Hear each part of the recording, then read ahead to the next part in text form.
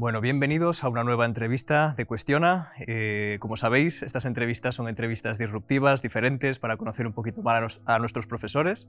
Y hoy tenemos el placer de tener a Encarna Espunya. Encarna, ¿cómo estás? Bienvenida. Hola. Bueno, Encarna es una de nuestras profesoras específicas y especialistas en el dolor crónico, en cómo tratar, ¿verdad?, la enfermedad desde otro punto de vista diferente. Y hoy hablaremos un poquito más, ya no de esto concretamente, sino de ella.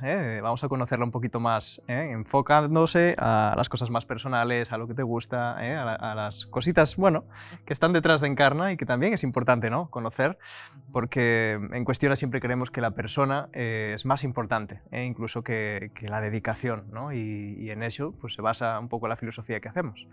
Así que, Encarna, vamos a empezar con unas preguntas ligeritas.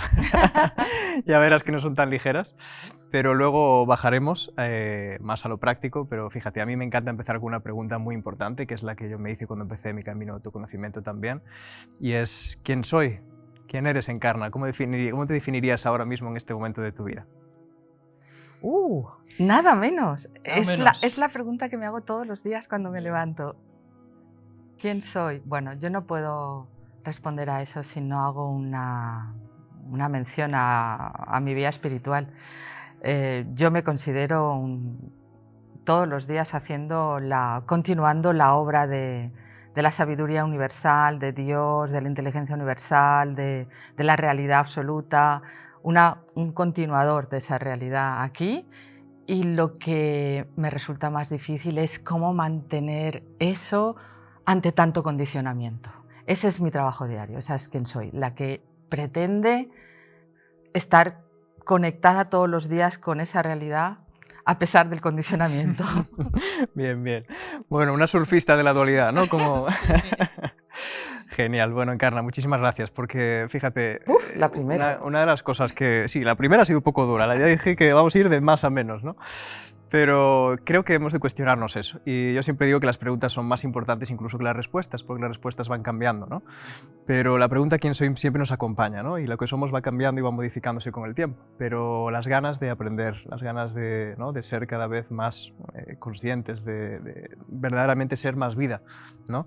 Pues eso es un poquito lo que yo saco también de tu respuesta y creo que es un poco lo que nos une también aquí hoy, ¿no? El propósito de aprender, el propósito de construirnos interiormente y de conocernos a nosotros mismos. Aparte de quién eres, a nosotros nos interesa mucho siempre saber de los profesores si para ese cambio, ¿no?, porque entendemos que hay un antes y un después, ¿no?, de Encarna en esta vida, incluso en esta vida que estamos viviendo. Entonces, si hay algún punto de inflexión, algún momento en tu vida que tú digas, oye, pues después de este momento, de este instante, de esta experiencia, ha habido un antes y un después, ¿no? He dado mi cambio, mi transformación. ¿Consideras que hay un punto de inflexión en tu vida que te ha llevado a pegar un cambio y ahora vivir desde ese punto de vista nuevo? Sí, absolutamente.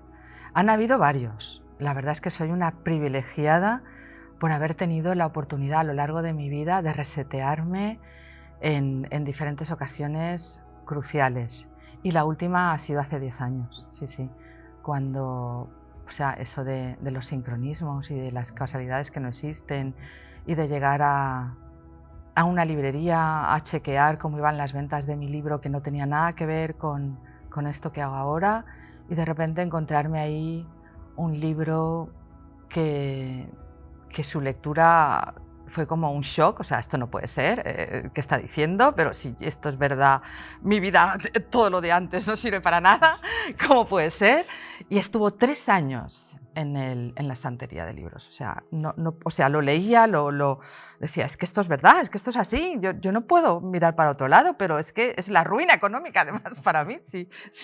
¿Qué voy a hacer de mi vida si esto es cierto, no?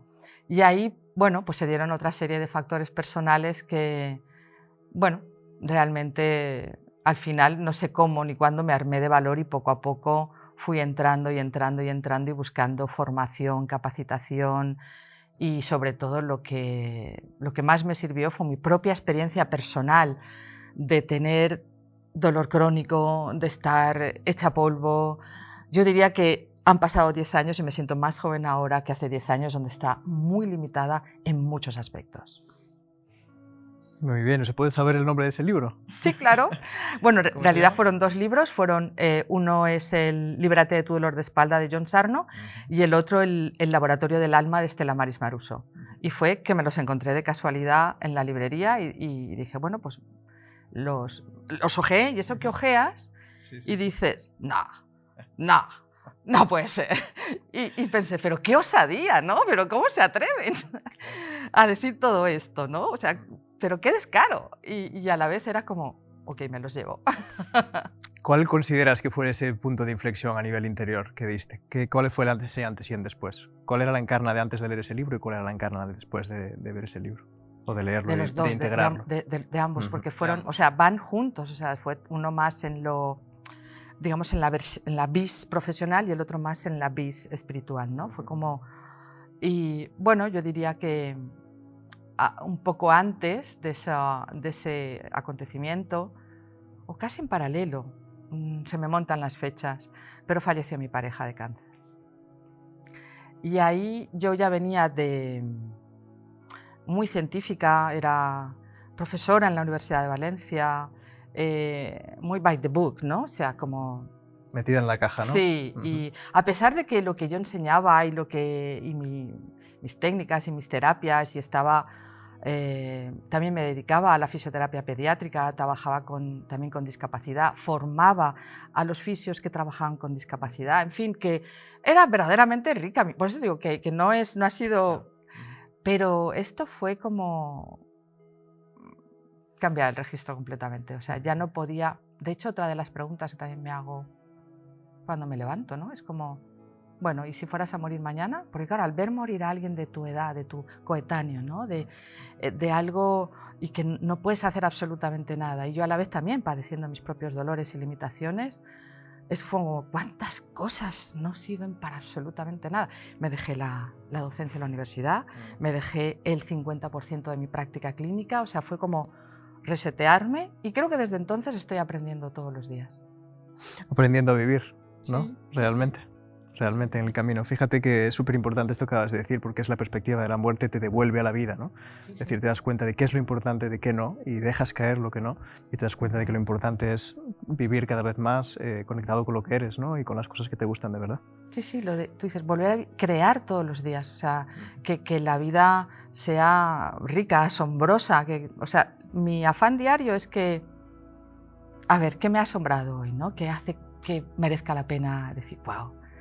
Y sobre todo en voluntad de servicio, o sea, más allá de mi hedonismo. Bueno, llegar, más ¿no? allá de mi hedonismo, Fíjate sí. que eso es bueno Que lo soy, ¿eh?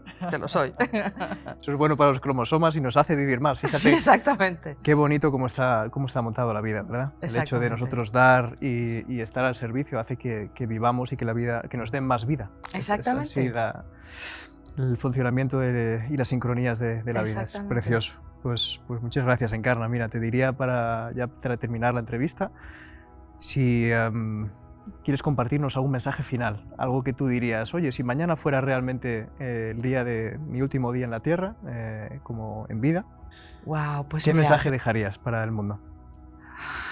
Para mí el más importante es de hecho así lo hago todos los días, ¿no? Cuando ya al revés, cuando ya me retiro, me voy entrando en el sueño, el decir, wow, ¿no? Hoy ha valido la pena.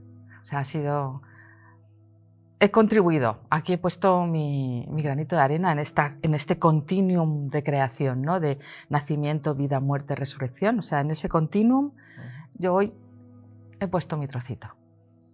Qué bien.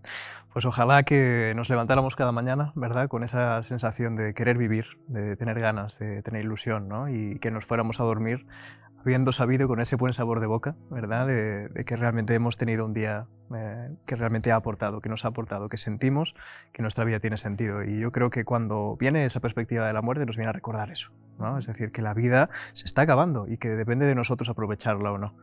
Así que, Encarna, gracias por ese mensaje, ¿eh? Yo me lo llevo en el corazón personalmente y espero que la gente que lo esté escuchando también. Y ha sido un placer, ¿eh? Compartir contigo esta entrevista. Muchísimas gracias.